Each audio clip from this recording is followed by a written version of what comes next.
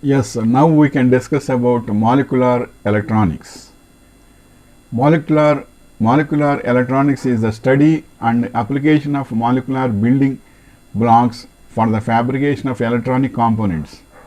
It is an interdisciplinary area that spans physics, chemistry, and materials science.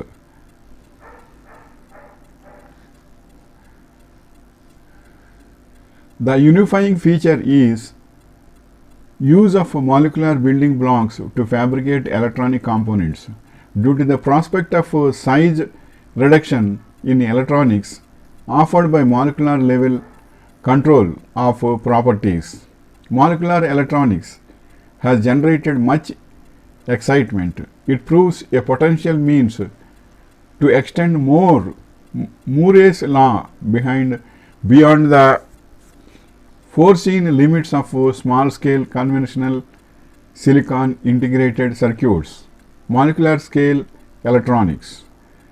Molecular scale electronics, also called single molecule electronics, is a branch of nanotechnology that uses single molecules or nanoscale collections of single molecules in electronic components, because the single molecules constitute the smallest stable structures possible. This miniaturization is the ultimate goal for shrinking electrical circuits.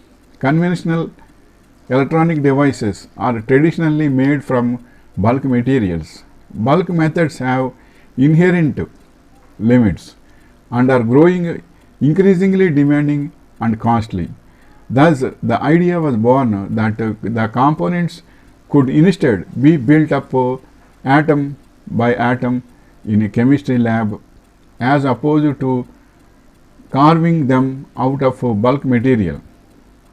The single molecule electronics, the bulk material is replaced by single molecules, that is, instead of creating structures by removing or applying material after a pattern scaffold, the atoms are put together in a chemistry lab. The molecules used have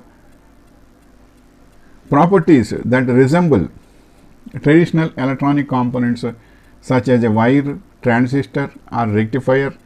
This concept of using a molecule as a traditional electronic component was first presented by Aviram and Ranter in 1974, when they proposed theoretical molecular rectifier composed of donor and acceptor sites which are insulated from one another.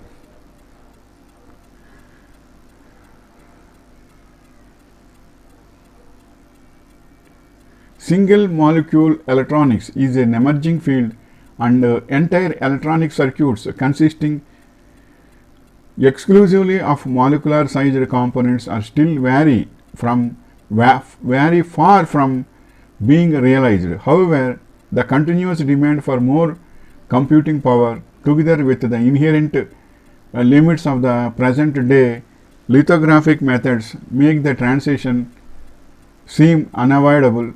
Currently, the focus is on discovering molecules with interesting properties and on finding ways to obtain reliable and reproducible contacts between the molecular components and the bulk material of the electrodes.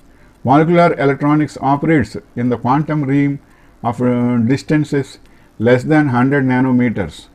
Miniaturization down to single molecules brings the scale down to a regime where quantum mechanics effects are important.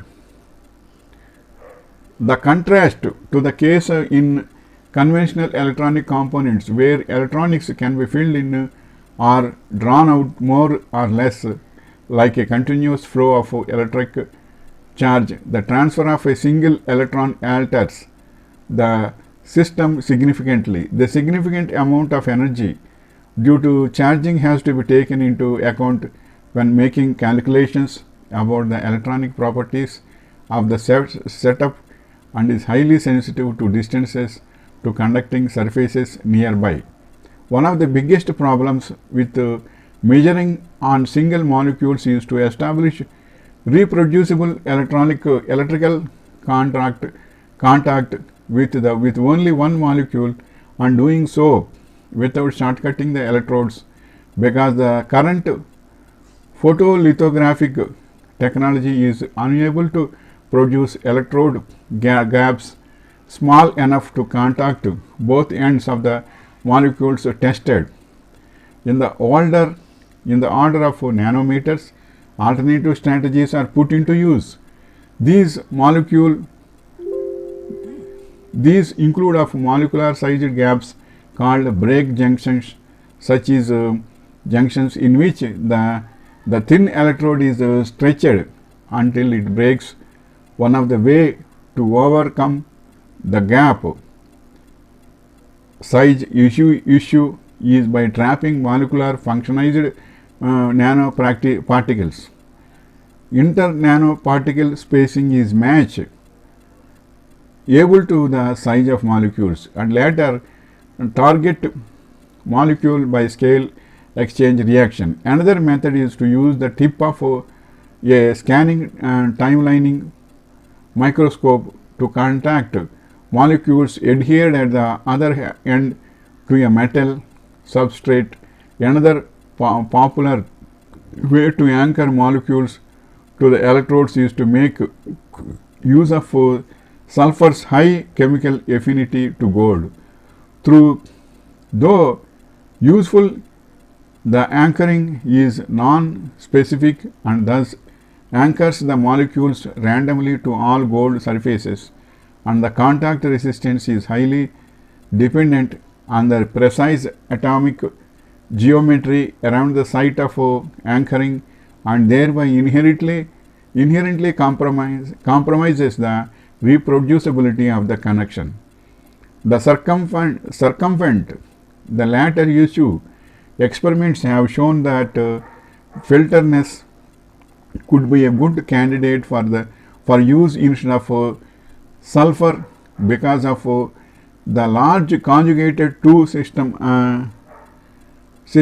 that can electrically contact many more atoms at once than a single atom of sulfur. The shift from metal electrodes to semiconductor electrodes allows for more tailored properties and thus for more interesting applications. There are some concepts of contacting organic molecules using semiconductor only electrodes. For example, by using indium arsenide nanowires with an embedded segment of the wider band gap material, indium phosphide use an electronic barrier to the bridge by molecules.